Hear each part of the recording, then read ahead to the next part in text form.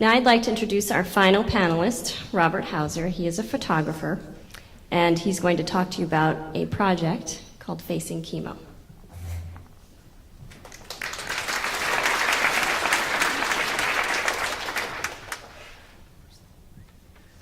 Thank you. They said you're not supposed to follow kids, so I get that. So I just am here to tell you a little bit about a project that I've been working on. I'm a photographer. I've been photographing people for over 20 years. I photograph for magazine and healthcare and annual report clients. And I started this project called Facing Chemo. I'm going to tell you how and why I started it. About 6 or 7 years ago, I was photographing this woman for a magazine story. And we were in the middle of Union Square in San Francisco. And she, it had nothing to do with cancer or chemotherapy. And she said to me, right about halfway through the shoot, before I felt like I had anything great, she said, you know, it's a good thing we're doing this now. I'm about to lose all my hair from chemo. And so my first thought was, well, that's going to be a difficult topic to continue to keep her positive for the rest of this shoot. And then I thought about it and I said, I want to offer her something. I thought, this is kind of intriguing. Let me offer to take her picture when she loses her hair. Thinking immediately that that would be something that could help chronicle the experience for her and that it would be somewhat cathartic in her experience. Now, she was in her early 30s at the time, and I could see on her face that this was something she wanted to just get past. She was not going to take me up on the offer. So, completely surprised, 4 or 5 years later, she calls me up out of the blue and she said, does your offer still hold? And I said, absolutely. I'll be there tomorrow. She said, will you photograph me? So, very shortly after, or the next day or the following day, she was going through chemotherapy again, was about to have a bone marrow transplant. And we spent a rainy afternoon in her place in San Francisco taking pictures of her. And I ate a lot of her chocolate and drank tea. And I could tell that this was an experience that was different than anything that I had ever had.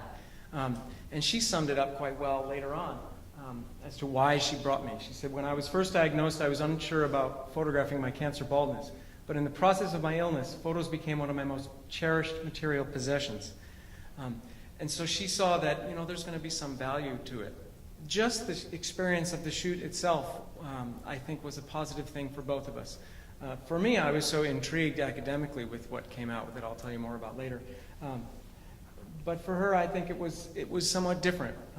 These images made me look at myself honestly and to see that I was still beautiful on the outside. The experience gave me back some hard-sought self-esteem. My session with Bob was a rare moment when someone was looking closely at me with interest, but seeing more than just my cancer.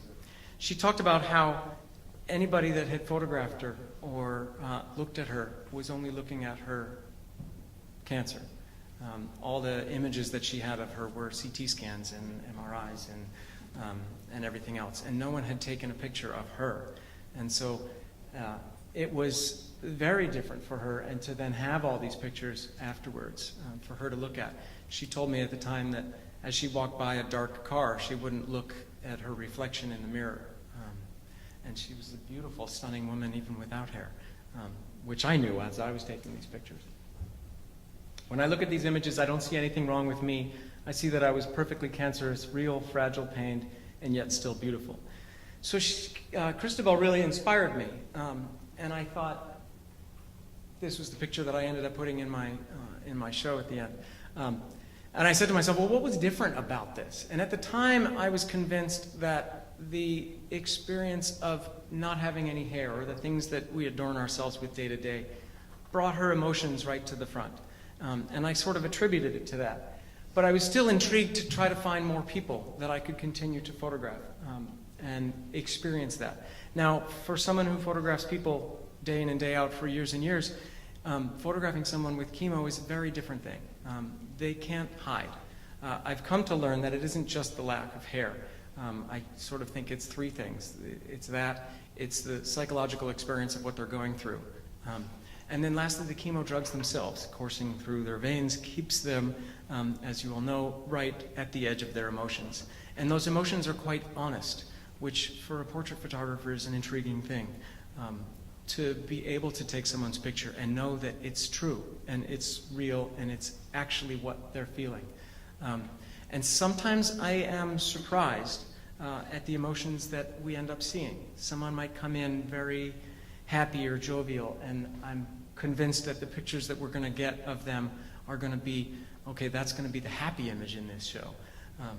And as we edit, we realize there's a continuing theme throughout all 300, 400, 500 pictures that I take of a particular emotion, be it anxiety or determination or happiness or excitement or fear. And sometimes it's fun. You know, this woman was Mrs. California, and she had won the award years earlier, and she brought this crown to the shoot. And I thought, oh, okay, that's really fun. We got to include that. But yet there was still an inner emotion in her that's present, even though she was trying to kind of put forward this different emotion and feeling. We tried to photograph people of all ages and ethnicities and different types of cancer, although everything I'm showing you today, all these women have breast cancer. And men as well. So that we could really get a good cross-section for the show.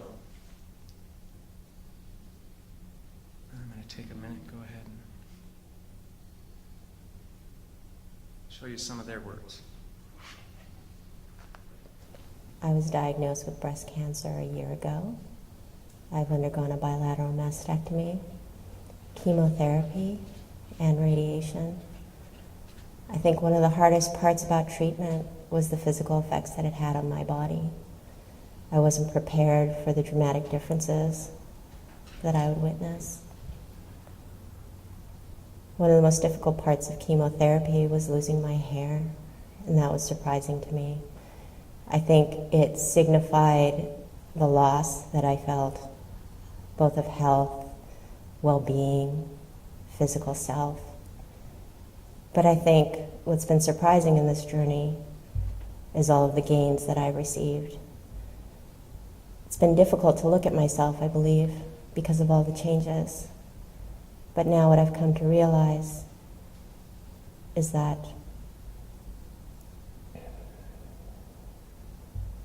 I didn't lose an older self of me. I gained a newer self, a stronger self. I am better. And I'm not just a breast cancer survivor. I'm a survivor, period. Before I was diagnosed with cancer, I used to think about cancer survivors, and I thought it meant that cancer didn't kill you. And now I understand that being a survivor is about every day, about waking up when you don't want to and taking a shower when it's so hard. And it's about the journey, and it's not about the end. And knowing that I have the strength, that I can do this. And that's so empowering. I'm not at the place yet, but I know this is one of those times that I will reflect back at some point in my life and say, having been diagnosed with breast cancer and going through this journey that I'm on right now will have been one of the best things that have happened in my life.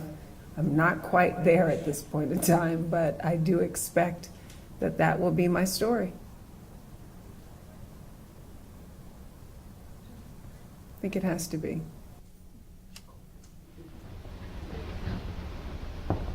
We tended to surprise them and tell them that I was going to shoot video sort of halfway through the shoot. So I was always amazed at how eloquent people were about their experience. That's the scarring that she told you earlier about with the radiation. So I just want to tell you about my vision for the show when I first photographed this, and I thought, okay, these pictures are really powerful, but how can we actually show that? And I had in my mind's eye this white room full of very, very large prints.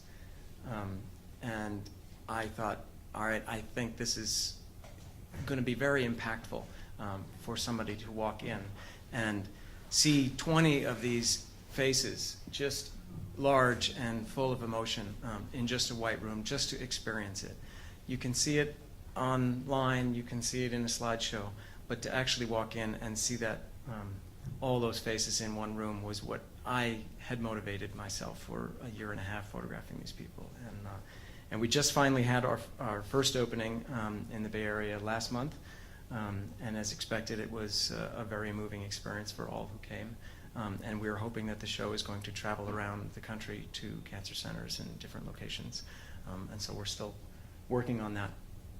As I mentioned earlier, we photographed people of all different ages and genders, and this was actually a couple undergoing chemo together.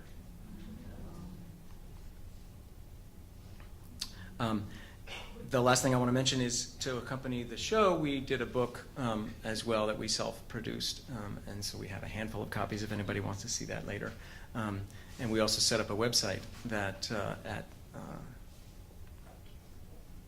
at facing-chemo.com.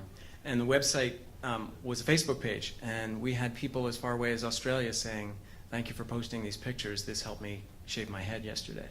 And there were constantly people posting from all around the world saying, adding to the journey and of their experiences. So this is what the show looked like, and the scope of these very large prints. And that's the web address. Thanks for your time.